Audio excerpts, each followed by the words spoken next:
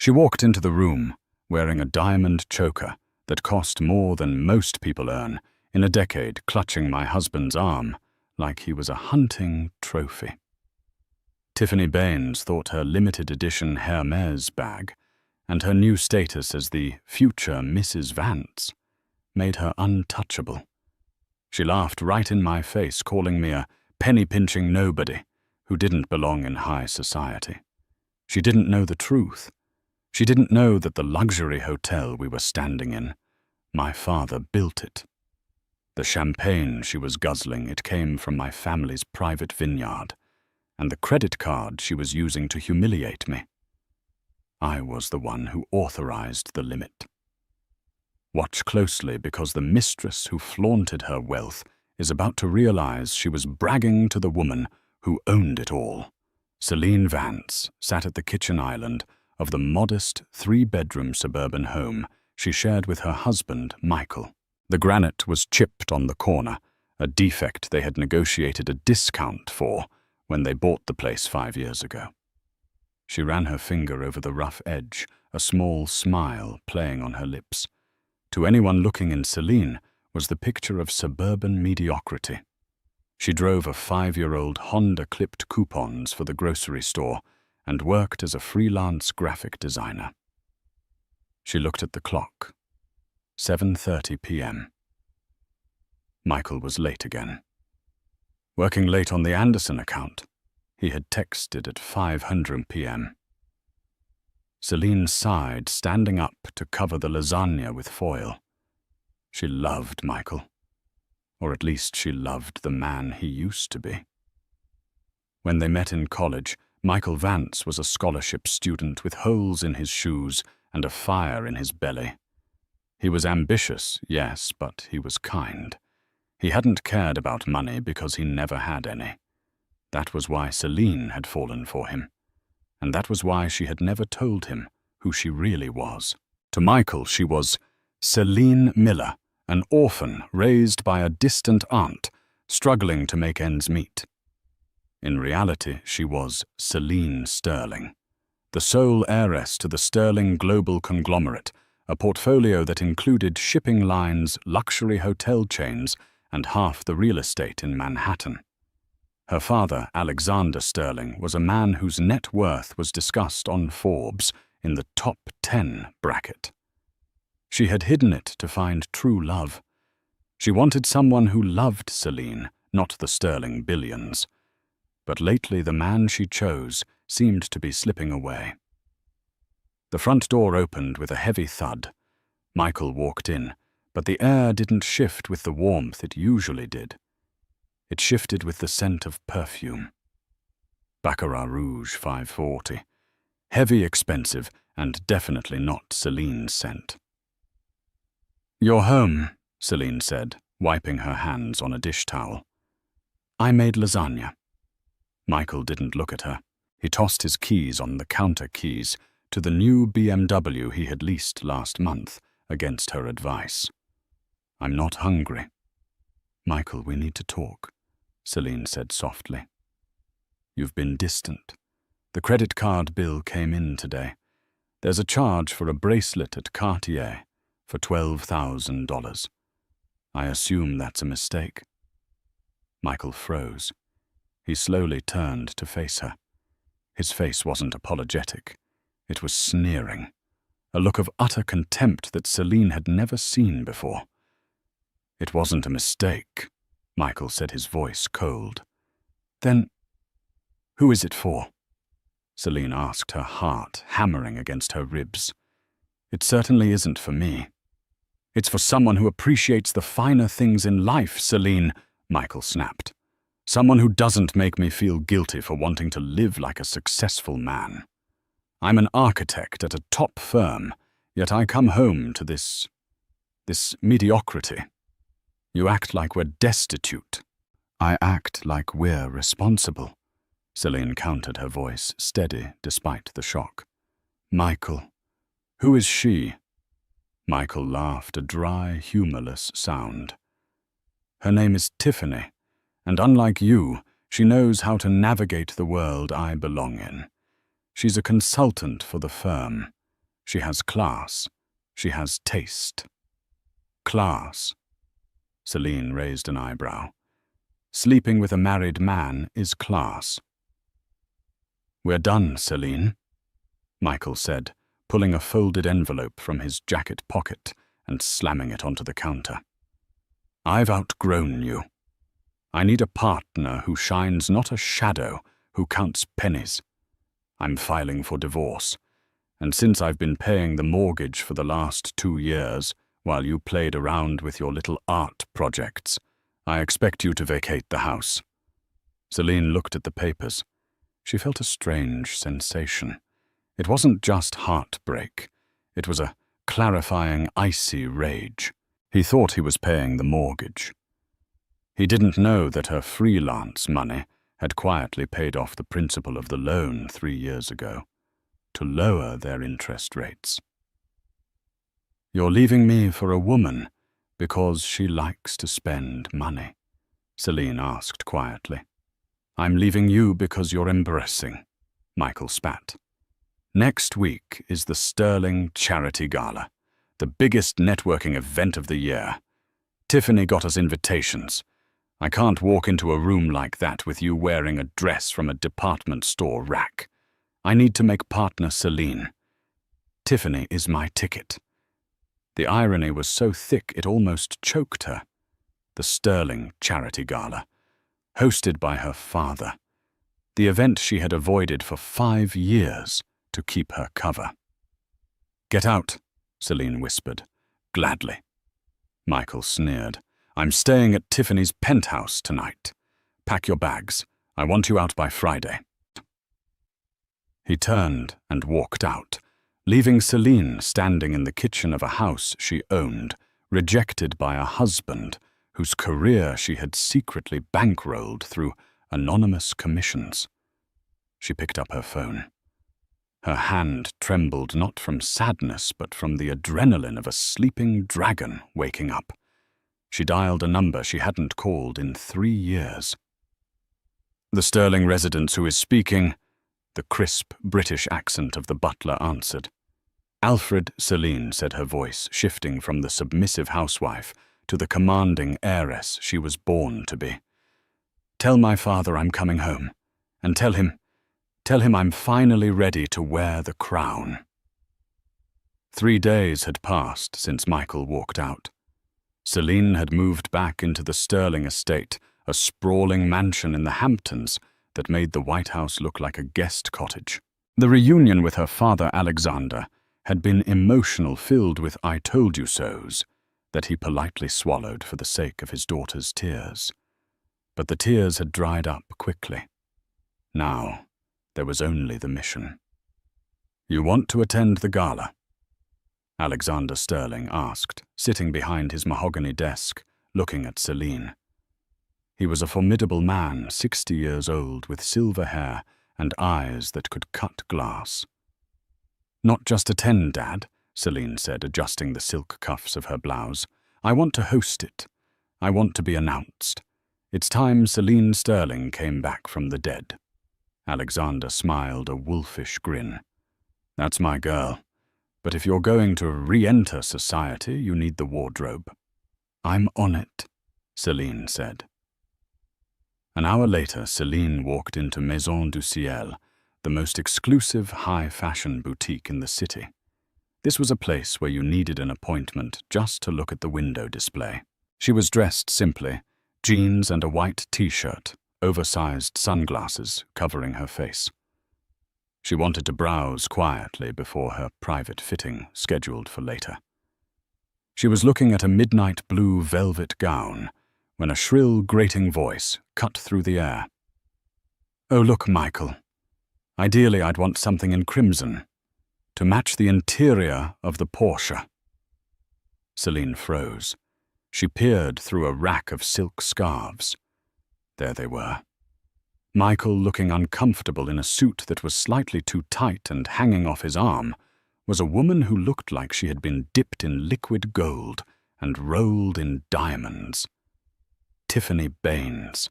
She was stunning in a plastic manufactured way. Blonde extensions, overly filled lips, and wearing a white bodycon dress that left little to the imagination. She was loudly snapping her fingers at a sales assistant. "You bring me the platinum collection and get my fiancé a glass of water. Sparkling, not tap." Michael looked up and his eyes widened. He spotted Celine. For a second, he looked panicked. Then, seeing her jeans and t-shirt, his arrogance returned. He whispered something to Tiffany. Tiffany whipped her head around her eyes, scanning Celine up and down with a look of pure disgust. They walked over. "Well, well," Tiffany said, her voice dripping with faux sweetness. "Michael told me his ex-wife was plain, but he didn't tell me she was homeless." Celine stood her ground. "Hello, Michael. Tiffany, I assume. That's Miss Baines to you." Tiffany scoffed. She lifted her hand, flashing a ring. It was a gaudy yellow diamond. "Michael just bought this. It cost more than that sad little car you drive." "What are you doing here? The charity bin is 3 blocks down." "I'm shopping," Celine said, calm. "Just like you." Tiffany laughed, a loud, cackling sound that drew the attention of the security guards. "Shopping here. Honey, a scarf in this store costs $5,000. Do you even have $5,000 to your name without Michael's paycheck?" Michael stepped forward, trying to look authoritative. "Selena, don't embarrass yourself. Leave. You don't belong here. This isn't Target." "I have every right to be here," Celine said. "No, you don't," Tiffany snapped. She grabbed a dress off the rack, a shimmering silver gown. "See this? This is a Vautour original. It's $20,000. I'm going to buy it right now, just to wear it to the Sterling Gala. I bet you've never even smelled a dress like this." Tiffany turned to the sales associate, a young woman named Sarah, who looked terrified. "Excuse me. Tell this person to leave. She's disturbing the high-end clientele. She obviously can't afford anything." Sarah looked at Celine, then back at Tiffany. "Ma'am, everyone is welcome to browse. I spend $50,000 a month in this district," Tiffany screamed, causing other shoppers to gasp. "If you don't kick this peasant out, I will call the owner. I know people. My fiancé is a top architect." Michael looked nervous now. "Tiffany, babe, maybe we just ignore her." "No, I want her out." Tiffany got right in Celine's face. The smell of her perfume was suffocating. "Listen to me, you little mouse. You lost. Michael is mine. The money is mine. The life is mine. You are nothing. You are a nobody who coupons for cat food. Now get out of my sight before I have security drag you out." Celine felt the anger bubbling, but she pushed it down. It wasn't time yet. Not yet. "Enjoy the dress, Tiffany." Celine said, her voice dangerously low. "It looks tight." Celine turned and walked out of the store, head held high. Behind her, she heard Tiffany screeching. "Did she just say, 'I'm fat'? Michael, do something." As Celine stepped onto the sidewalk, she pulled out her phone. She dialed her father's personal assistant. "Hello, Miss Sterling." "Hi, Jessica," Celine said, looking back at the boutique window where Tiffany was aggressively waving a credit card. "I need a favor. The boutique Maison du Ciel. Who owns the building lease?" There was the sound of typing. "That would be Sterling Commercial Properties, ma'am." Celine smiled, a cold, terrifying smile. "Excellent. Call the manager. Tell them I want the entire platinum collection reserved for a private viewing at the estate tomorrow. And specifically, make sure the silver Vautour gown is marked as unavailable." "Consider it done." Celine hung up. Tiffany thought she had won the battle at the boutique. She had no idea that Celine was about to buy the battlefield. The morning sun over the Hamptons didn't just shine, it seemed to caress the manicured lawns of the Sterling estate. Inside the master suite, Celine stood before a floor-to-ceiling mirror, but she wasn't looking at her reflection. She was looking at a stranger. For 5 years, she had worn the mask of a suburban housewife. She had worn cotton blends, clipped her nails short, and worried about electric bills. She had dimmed her own light to make Michael feel brighter. Standing there now, surrounded by the opulence she was born into, she felt a phantom limb pain, the ache of the love she had amputated 3 days ago. "The stylist is ready for you, Miss Sterling," Alfred, the family's longtime butler, announced from the doorway. His voice was soft, carrying a note of paternal sadness. He had watched her grow up, watched her run away for love, and watched her return broken. "Send them in, Alfred," Celine said, turning away from the window. "And Alfred, have the security team do a final sweep of the guest list for the gala. I want to make sure Michael Vance and Tiffany Baines are still seated at table 19. Alfred raised a refined eyebrow. "Table 19, madam, by the kitchen doors. That seems rather drafty." "It's perfect," Celine said, her eyes cold. Meanwhile, 40 miles away in the city, the atmosphere was far less serene. Tiffany Baines stormed into Maison du Ciel like a hurricane in 6-inch Louboutins. She was vibrating with adrenaline. Today was the day she would secure the silver vautour gown. She had spent the entire night awake, fantasizing about the moment she would walk into the Sterling gala. She imagined the photographers snapping her picture, the whispers of envy, and most importantly, the validation that she had truly arrived. Michael trailed behind her, looking paler than usual. He checked his banking app on his phone again. The balance was dangerously low. His severance package from his previous firm was gone, spent on Tiffany's lease, the car, and the ring. He was banking everything on this gala. If he could land a contract with Alexander Sterling, the money wouldn't matter. But right now, the numbers were screaming at him. "I'm here," Tiffany announced to the empty boutique, flinging her arms wide. "Bring me the dress." The manager, a tall, severe French woman named Madame Clotilde, stepped out from the back office. She did not smile. She did not offer champagne. She stood with her hands clasped in front of her black blazer, her expression unreadable. "Miss Baines," Clotilde said, her accent thick and icy. "Mr. Vance?" "We're in a hurry," Tiffany snapped, placing her gold clutch on the glass counter. "Wrap up the silver vautour, and I'll take the matching clutch. Michael, get the card." Michael reached for his wallet, his hand trembling slightly. "Right. The silver one." "I'm afraid that is impossible," Madame Clotilde said smoothly. Tiffany froze. She blinked her false lashes, fluttering like trapped moths. "Excuse me. The vautour gown is no longer available," Clotilde stated. "It has been acquired by a private collector." "Acquired?" Tiffany's voice rose an octave. "I was here yesterday. I told that little girl that nobody that I was buying it. You can't sell it to someone else. Do you know who my fiancé is?" "I am aware of Mr. Vance," Clotilde said, her eyes flicking to Michael with a hint of disdain. However, the client who purchased the gown did not merely reserve it. They purchased the entire collection.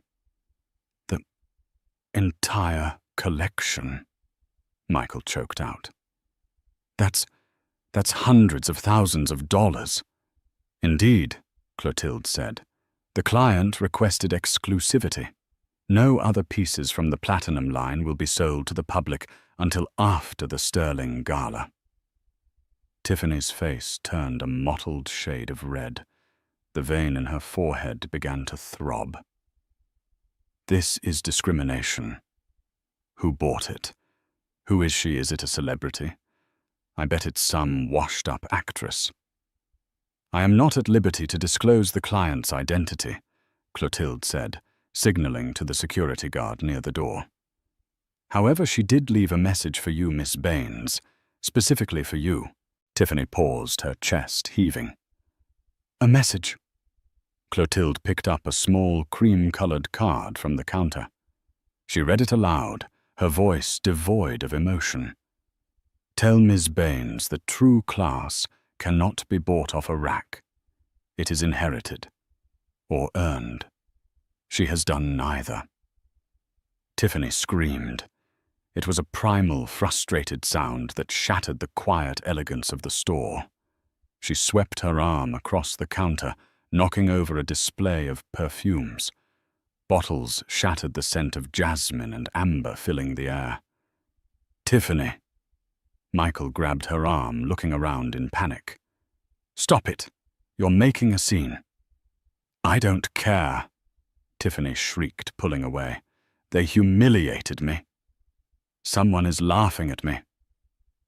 Michael, fix this by the store. Do something. Ms. Baines. Clotilde said, her voice dropping to a lethal whisper. You have 5 seconds to leave my boutique before I have you arrested for destruction of property. And believe me, with the owner, we have the lawsuit will bury you. Michael dragged a sobbing, cursing Tiffany out of the store and onto the hot pavement. He felt a pit in his stomach. He looked at the woman he had destroyed his marriage for, mascara running down her face, screaming obscenities at a doorman. For the first time he wondered if Celine was doing okay. Celine who never raised her voice. Celine who made him tea when he was stressed. No, he shook the thought away. Celine is the past. Tiffany is the future.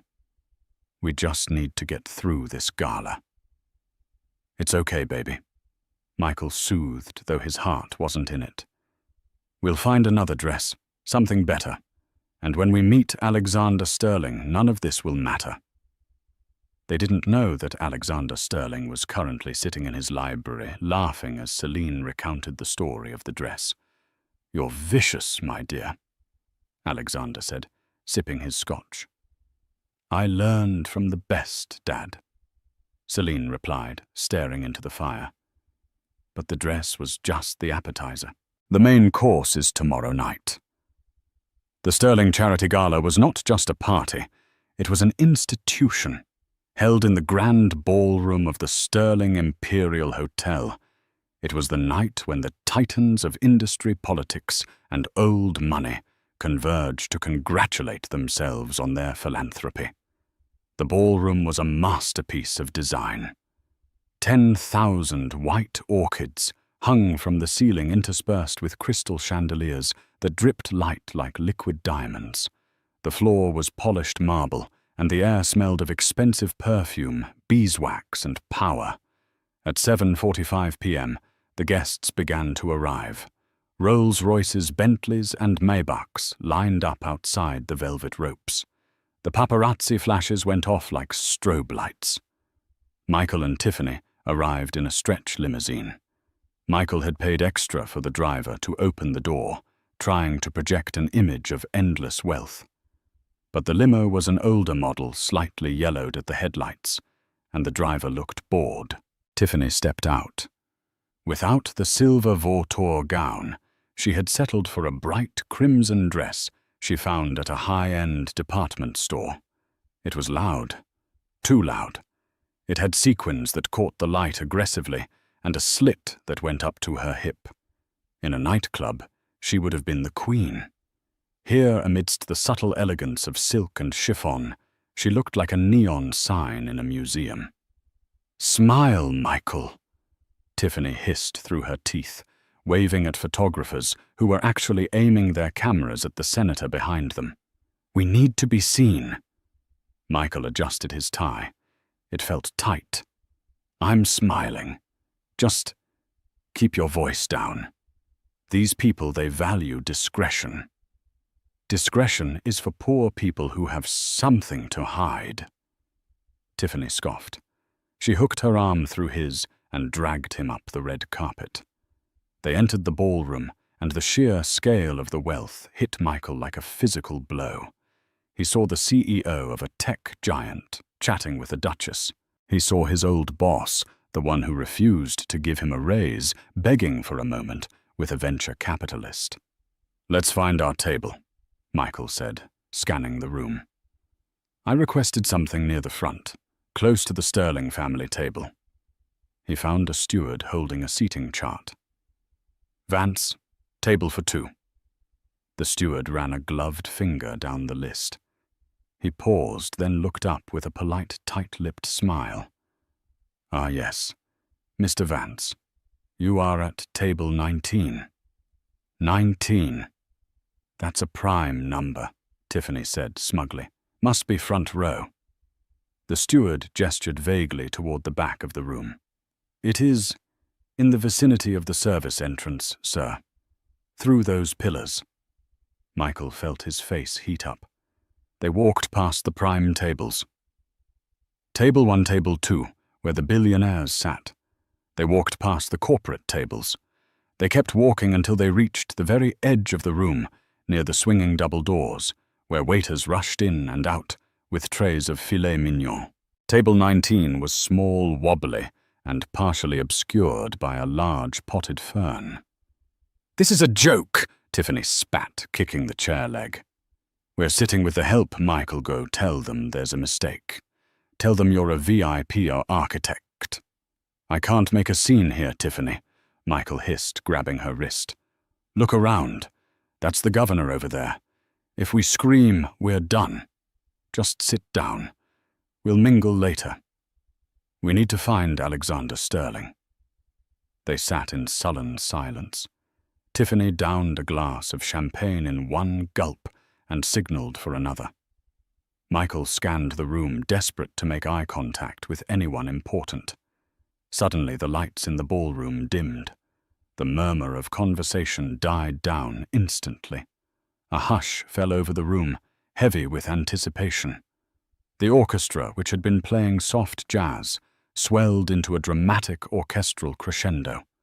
A spotlight hit the top of the grand staircase on the far side of the room. The master of ceremonies stepped up to the microphone. "Ladies and gentlemen," his voice boomed, "please welcome your host for the evening, the chairman of Sterling Global, Mr. Alexander Sterling." Applause rippled through the room, polite and respectful. Alexander appeared at the top of the stairs, looking regal in a tuxedo. He waved, descending a few steps. And the MC continued, his voice rising with excitement, "Making her return to public life after 5 years abroad, the sole heiress to the Sterling Empire, his daughter." Michael frowned. "Daughter? I didn't know he had a daughter. I thought he was estranged from his family." "Who cares?" Tiffany rolled her eyes. "Probably some spoiled brat." Then she stepped out. The breath left Michael's body. The woman at the top of the stairs was a vision. She was wearing the silver vautour gown, the very dress Tiffany had screamed for yesterday. On this woman, it didn't look like a dress. It looked like liquid starlight draped over a statue. Her hair, dark and glossy, cascaded down her back in waves. She wore a necklace of sapphires and diamonds that glittered so intensely it was hard to look directly at it. She held her head high, radiating a power that made the air in the room feel thinner. She looked like a queen surveying her subjects. She began to descend the stairs, her hand resting lightly on her father's arm. Michael squinted. The lighting was dramatic, casting shadows. There was something familiar about her walk, the tilt of her chin. That dress, Tiffany gasped, clutching the tablecloth. That bitch. That's my dress. She's the one who bought it. Quiet, Michael whispered, leaning forward. His heart was hammering a frantic rhythm against his ribs. Tiffany, shut up. The woman reached the bottom of the stairs. The spotlight widened, illuminating her face clearly for the first time. She looked directly into the crowd. She didn't smile. She looked fierce. Michael felt the room spin. He gripped the edge of the table so hard his knuckles turned white. It wasn't possible. It couldn't be. The woman he had left 3 days ago. The woman he had called mediocre. The woman he had kicked out of their suburban house because she clipped coupons. Celine. No. Michael whispered the word, escaping his lips like a dying breath. No, no, no. What is it? Tiffany snapped, looking at him. You know her. Michael turned to Tiffany, his eyes wide with a terror she couldn't understand. Tiffany. That's Celine. Tiffany looked back at the staircase. She squinted. She let out a sharp, incredulous laugh. Your ex, the frumpy one. Don't be stupid, Michael. That woman is dripping in millions. Your ex wears sweaters from Walmart. That is a sterling. I'm telling you, Michael said, his voice trembling. That is my wife. At that moment, as if she could hear them from across the ballroom, Selina turned her gaze toward the back of the room, toward the kitchen doors, toward the potted fern. She locked eyes with Michael. Even from 50 feet away, he saw the look. It wasn't love. It wasn't sadness. It was a look of absolute, terrifying recognition. She slowly raised her champagne flute in his direction. A toast, a challenge, a goodbye. Then she turned away, took her father's arm, and walked into the crowd of billionaires who parted for her like the Red Sea. Michael sank back into his chair, the realization crashing over him like a tidal wave. He hadn't just left his wife. He had left the princess of the very kingdom he was trying to beg entry into, and he had brought the court jester with him. The ballroom was a sea of black tuxedos and designer gowns, a swirling galaxy of wealth where laughter sounded like tinkling coins. But at table 19 the air was stagnant.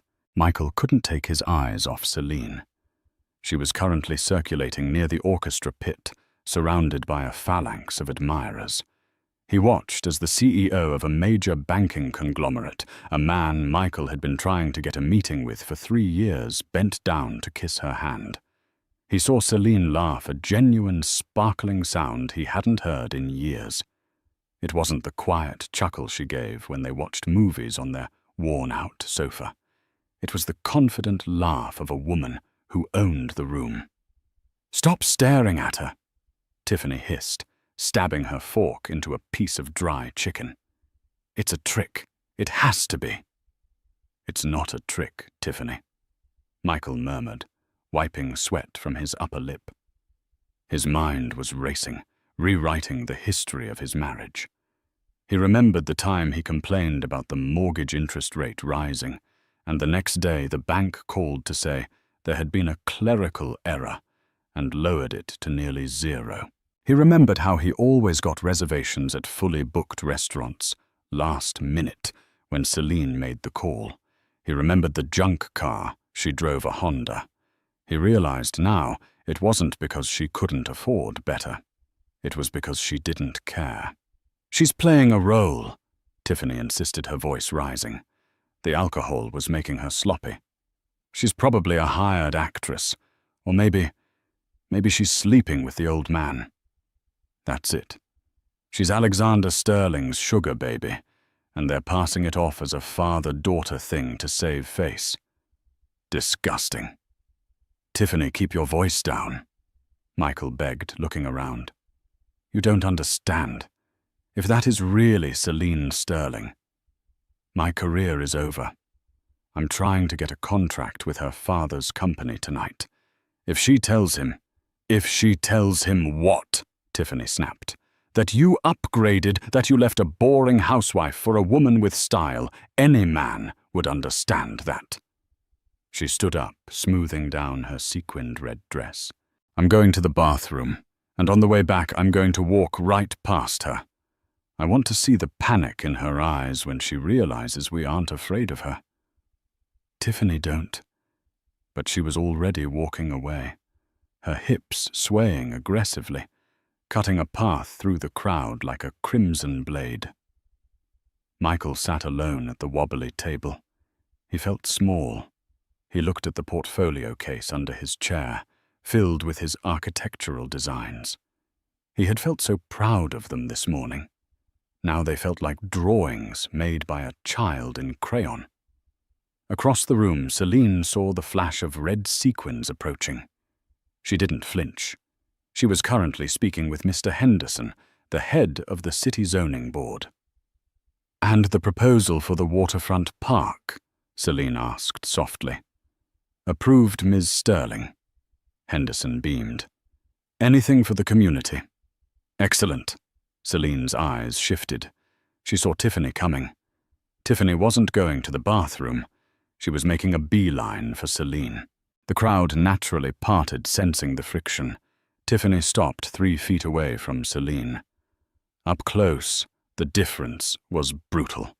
Tiffany's makeup was heavy, cracking slightly under the heat of the lights.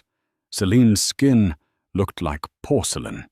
Tiffany's dress looked like a costume. Celine's gown looked like art.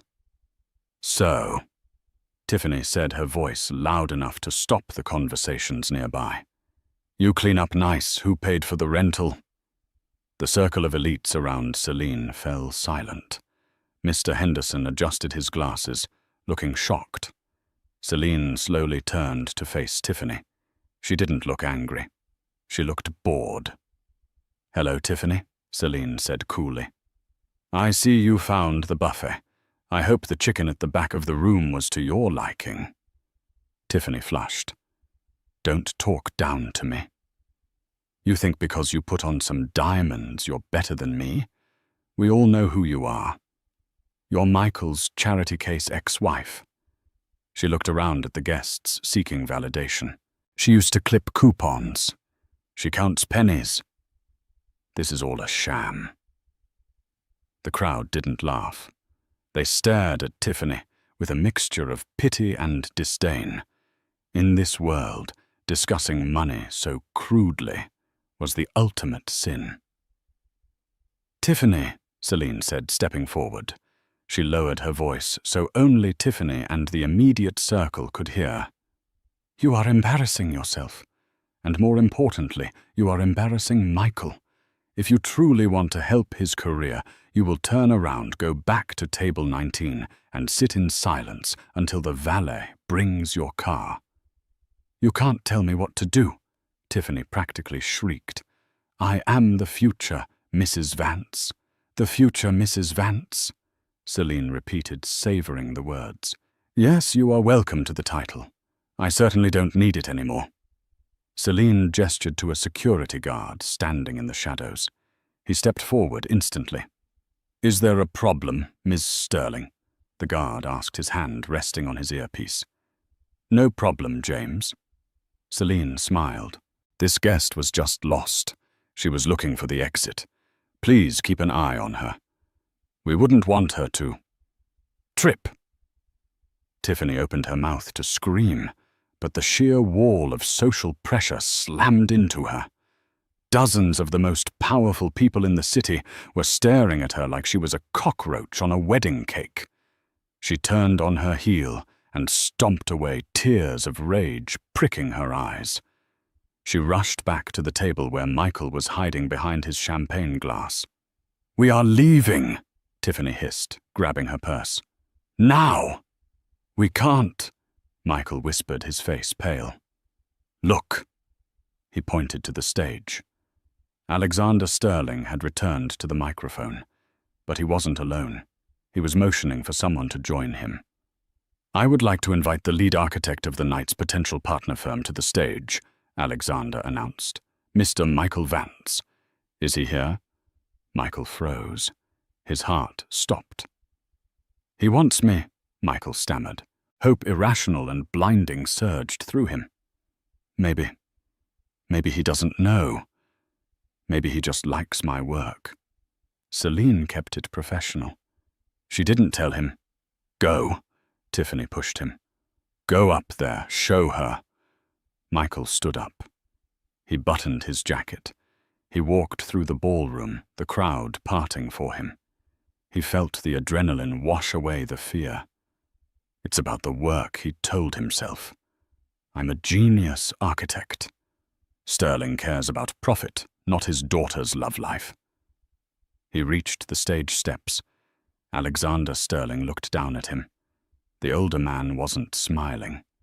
His eyes were dark, deep tunnels of judgment. Michael stepped up to the podium. The microphone hummed. He looked out at the sea of faces. He saw Tiffany standing on her chair at the back, cheering silently. Then he looked at the front row. Right in the center. Celine was sitting there. She crossed her legs, the silver gown shimmering. She locked eyes with him. And then she smiled. It was a terrifying, wolfish smile. Mr. Vance, Alexander Sterling, said his voice amplified across the hall. Thank you for joining us. It's an honor, sir, Michael said, his voice cracking slightly. I have my portfolio right here. That won't be necessary. Alexander cut him off. We aren't here to discuss your drawings, Michael. We are here to discuss your liabilities. The silence in the grand ballroom was absolute. Even the air conditioning seemed to hold its breath. Michael stood at the podium, the heat of the spotlight burning the back of his neck. Liabilities, sir? I don't understand. My firm is solvent. We have excellent projections. Alexander Sterling stepped aside, and to Michael's horror, Celine stood up from the front row and descended the stairs. She didn't stand next to her father. She stood at the center podium, taking the microphone that Michael was reaching for. The Sterling global conglomerate values integrity above all else, Celine said, her voice smooth, calm, and amplified to every corner of the room. We build foundations that last. We do not build on shifting sands. And Mr. Vance, your foundation is entirely artificial. Celine, please, Michael whispered off mic. Don't do this, not here. Celine ignored him. She pulled a remote control from the podium stand. A massive screen descended behind them. Mr. Vance came here tonight believing he is a self-made man, Celine addressed the crowd. He believes his lifestyle, his car, and his ability to support a mistress are results of his architectural genius. Click. The screen flared to life. It showed a bank statement, a joint account under the name Vance Household. For 5 years, Celine narrated I transferred funds into this account under the guise of freelance graphic design work. In reality, this money came from my private trust. It paid off the mortgage of our home in year 2. Michael, you thought you were paying the mortgage every month? No. You were paying into a savings account I set up for you. A savings account you liquidated 3 days ago to buy a yellow diamond ring. A gasp rippled through the crowd. Michael felt his knees buckle. He had drained that account. He thought it was equity. Click.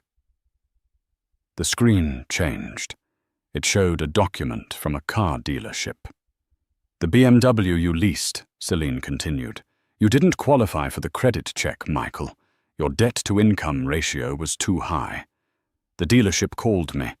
I co-signed as a guarantor using a shell corporation. I am the reason you drive that car. And Celine paused, turning to look directly at table 19, where Tiffany was standing frozen, her mouth agape. The credit card. Click. A massive image of a black credit card appeared on screen. It was the card Michael had given to Tiffany, the one she had used to flaunt her wealth at the boutique, the one she had waved in Celine's face. "This is a supplementary card issued to the spouse of a Sterling Prime account holder," Celine said. "Michael, you never questioned why you had a limit of $50,000 a month, despite earning a fraction of that. I paid the balance. Every single month." Celine turned to Michael, her eyes hard as diamonds. "You didn't buy that ring for your mistress, Michael. I did. You didn't take her to dinner. I did. Every expensive breath you have taken for the last 5 years was authorized by me because I loved you, and I wanted you to feel like a king." She leaned in closer to the microphone, her voice dropping to a lethal whisper that echoed like thunder. "But you didn't want a queen, Michael. You wanted a fan, and when you brought that woman," she pointed a manicured finger at Tiffany, "into the boutique owned by my family to buy a dress designed by my friend, using my money, you made a fatal error." Michael was trembling violently. He looked at the crowd. They weren't looking at him with respect anymore. They were looking at him like he was a fraud, a parasite. "Now," Celine said, her voice brightening with faux cheerfulness, "about that business contract." She looked at her father. Alexander nodded. "Sterling Global is acquiring your firm Vance Architecture as of this morning," Celine announced. "We bought the majority stake from your partners, who were all too happy to sell when they heard about the reputational risk you pose."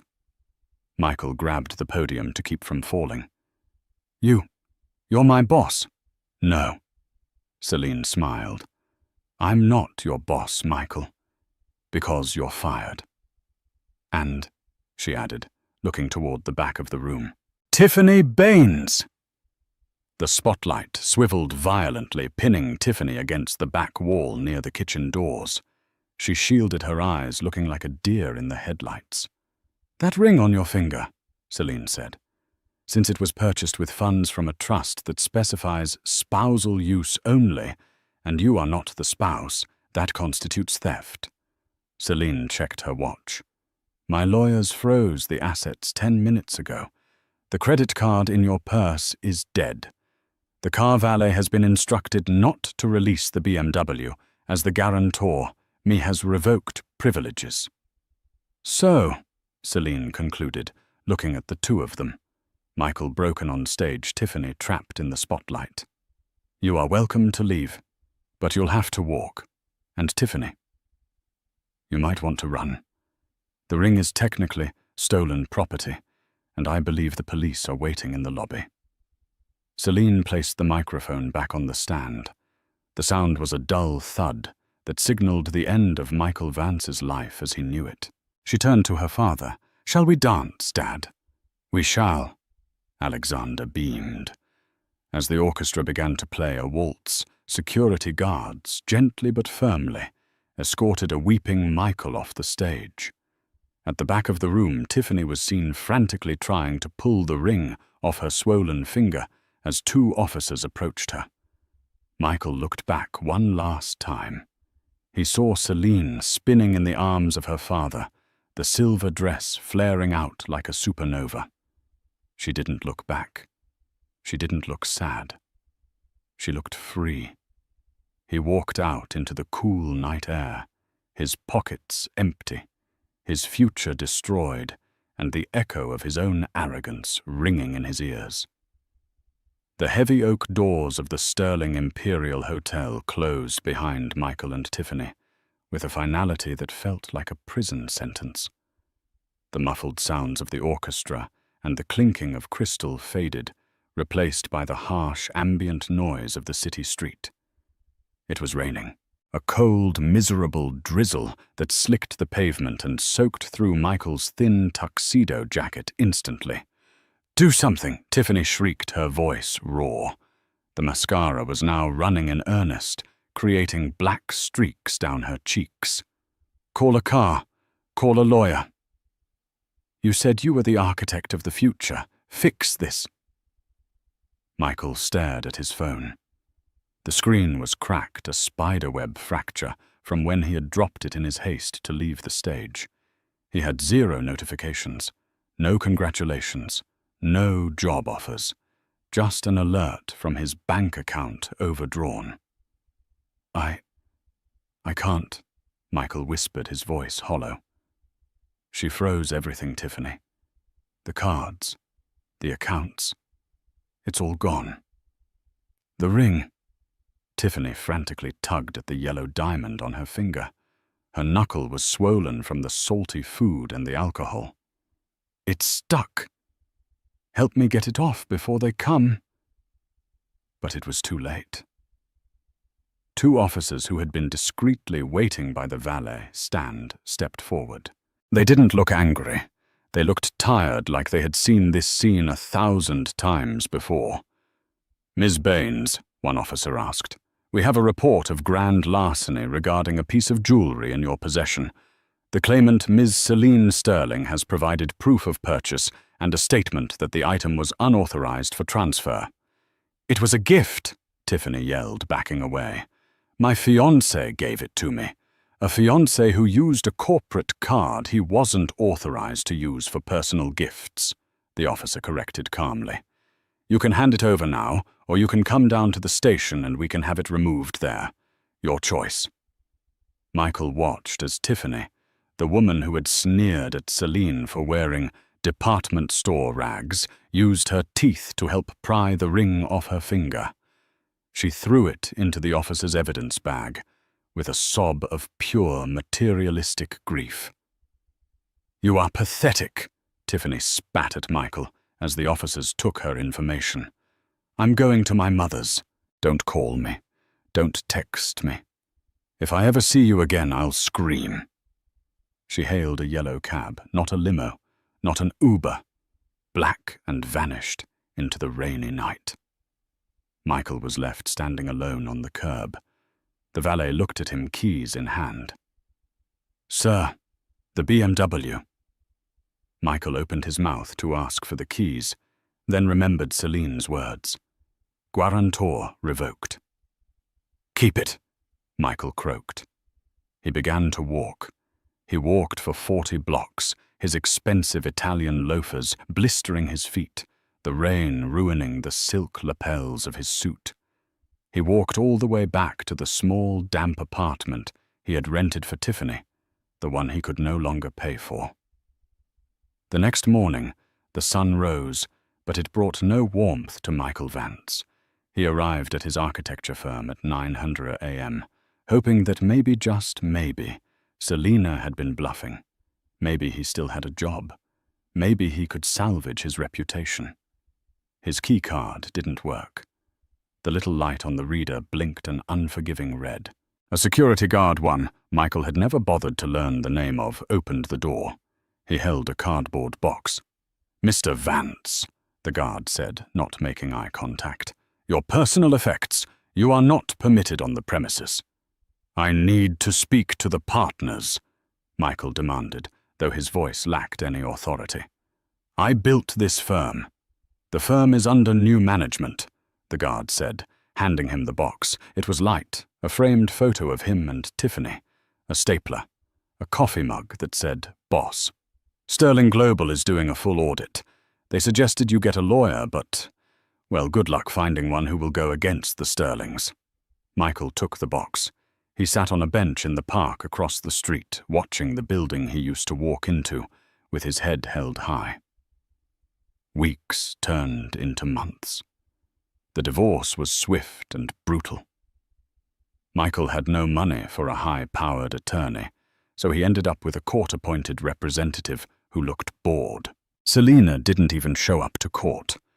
She sent a team of 5 lawyers in grey suits who laid out the paperwork with surgical precision. Michael walked away with nothing. No alimony. No assets.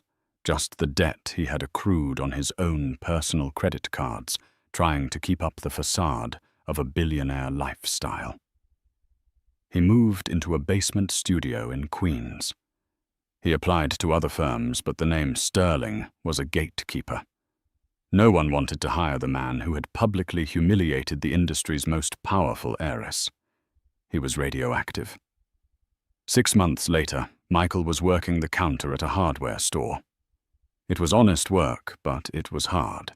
His hands, once used for drafting delicate blueprints, were now rough from hauling bags of cement. It was lunchtime. He sat on a milk crate in the back alley, eating a cold sandwich. A discarded newspaper lay on the ground next to him. The wind blew the pages open. Michael froze. There on the cover of Business and Life magazine was Celine. She wasn't wearing a ball gown. She was wearing a hard hat and a white blazer, standing in front of a massive, gleaming skyscraper, the new sustainable housing project that Vance Architecture had failed to design, but which Sterling Global had successfully built. The headline read, "The Queen of Acquisitions." How Celine Sterling redefined the city skyline and found happiness on her own terms. She looked radiant, strong, and completely, utterly indifferent to the past. Next to her in the photo stood a man. He was tall with kind eyes and a rugged look. The caption identified him as Julian Thorne, a renowned landscape architect and her partner in business and life. Michael stared at the photo. He remembered the coupon clipping. He remembered the quiet nights. He remembered the woman who had loved him when he was nobody. He realized then that he hadn't just lost a fortune. He hadn't just lost a career. He had been holding a diamond in his hand, mistook it for glass, and threw it away to pick up a piece of glitter that washed away in the rain. Michael closed the newspaper. He finished his sandwich. "Vance," the manager yelled from inside. "Customer needs help with the plumbing aisle." "Coming," Michael said. He stood up, dusted off his apron, and walked back into the mediocrity he had once feared knowing, now that it was exactly what he deserved. And that is the story of Michael and Tiffany. They chased the illusion of wealth so hard that they ran right past the reality of it.